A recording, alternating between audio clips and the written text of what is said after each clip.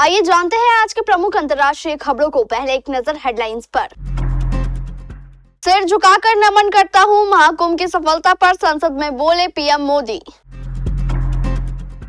George Soros से जुड़ी संस्थाओं पर ईडी का एक्शन, बेंगलुरु में 8 जगहों पर छापेमारी। तुलसी गबार्ड ने भारत में ऐसा क्या कहा कि बांग्लादेश हुआ खफा। जब जवाब देने को तैयार, आप लोग सुनना नहीं चाहते, आरजेडी के हंगामे के बाद सदन में बोले सीएम नीतीश कुमार।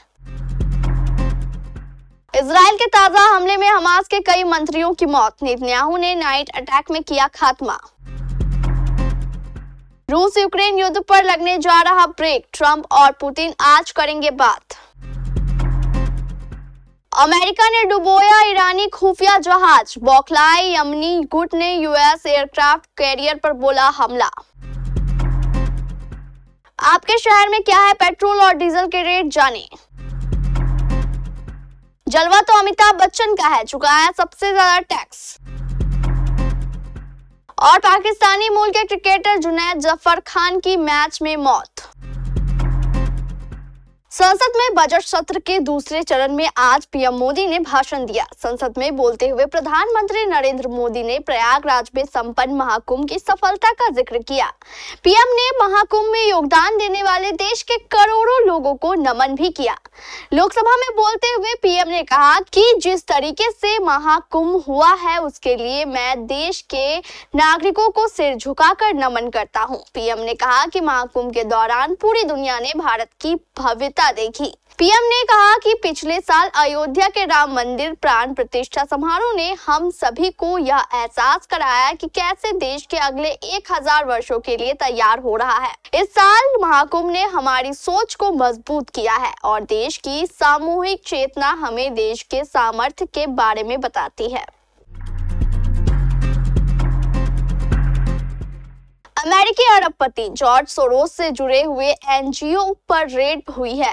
बेंगलुरु स्थित George Soros foundation, open Soros foundation और एमनेस्टी इंटरनेशनल के दफ्तरों में ईडी ने छापा मारा।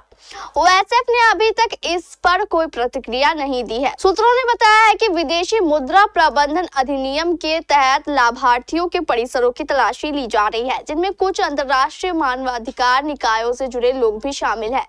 एजेंसी ने एमनेस्टी और ह्यूमन राइट्स वॉच के पूर्व वर्तमान कर्मचारियों के घरों में भी तलाशी ली।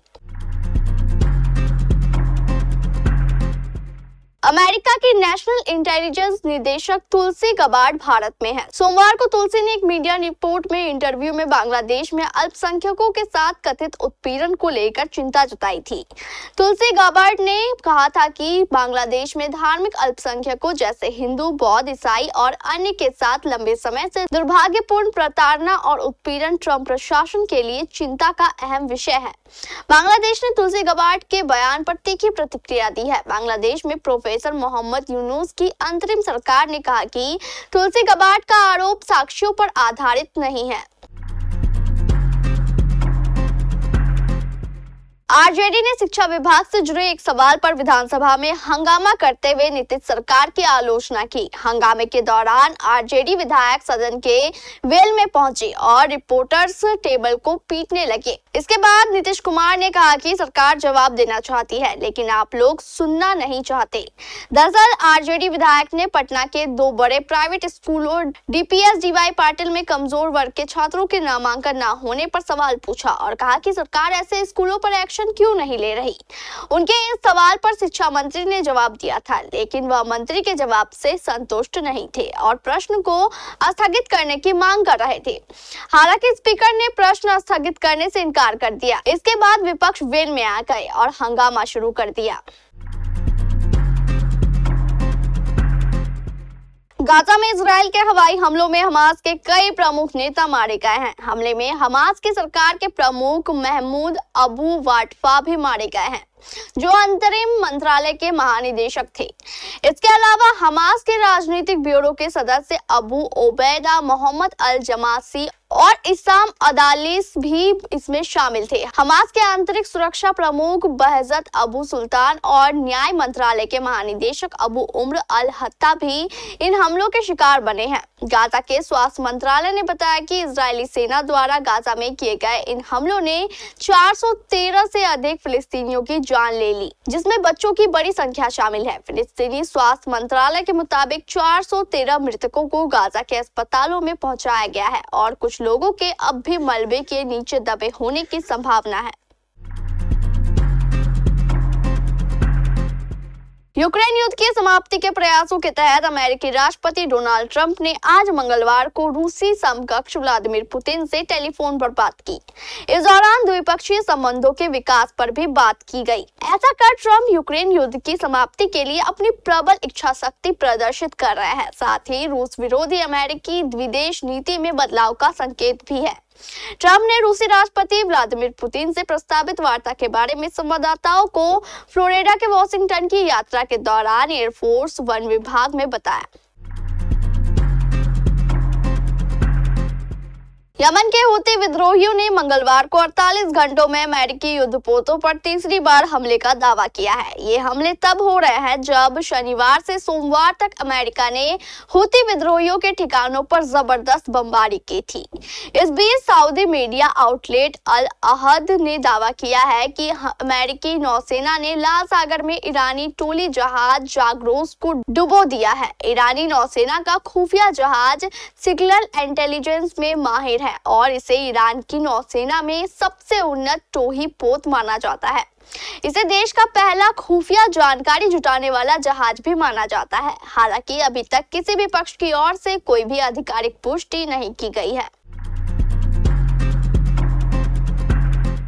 राष्ट्रीय तेल कंपनियों द्वारा हर रोज पेट्रोल डीजल की कीमतें अपडेट की जाती है। आज यानी 18 मार्च 2025 के लेटेस्ट अपडेट के मुताबिक पेट्रोल और डीजल की कीमतों में कोई फेरबदल देखने को नहीं मिला है। वहीं अंतर्राष्ट्रीय बाजार में कच्चे तेल की कीमतों में उतार चढ़ाव जारी है। इंटरनेशनल मार्केट में ब्रेड क्रूड 71.28 डॉलर प्रति बैरल है, जबकि WTI क्रूड 67.76 डॉलर प्रति बैरल पर कारोबार कर रहा है। वहीं भारत की बात करें तो सरकारी तेल कंपनियों ने आज 18 मार्च 2025 को भी सभी महानगरों में पेट्रोल और डीजल की कीमतें अस्थिर ही रखी है।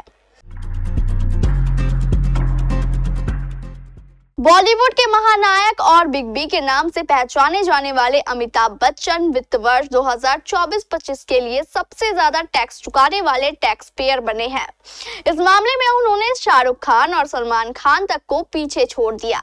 उन्होंने अपने एडवांस टैक्स की लास्ट इंस्टॉलमेंट बीते 15 मार्च को ही चुकाई है, जो कि 52.50 करोड़ रुपए है। रिपोर्ट्स के मुताबिक बिग बी अमिताभ बच्चन ने इस फाइनेंशियल ईयर में 350 करोड़ रुपए की भारी भरकम कमाई की और इनकम के इस आंकड़े पर उनका टैक्स 120 करोड़ रुपए बनता है। इस एडवांस टैक्स में से 52.50 करोड़ रुपए की आखिरी किस्त को 15 मार्च को भरा गया है। बता दें कि 81 वर्षीय अभिनेता की इनकम का स्रोत फिल्मों के अलावा विज्ञापन, क्विज शो, कौन बनेगा करोड़पति समेत कई निवेश भी है। खास तौर पर अमिताभ बच्चन ने रियल एस्टेट में बड़ा निवेश किया हुआ है और उनके पास मुंबई से लेकर अयोध्या तक में प्रॉपर्टी भी है।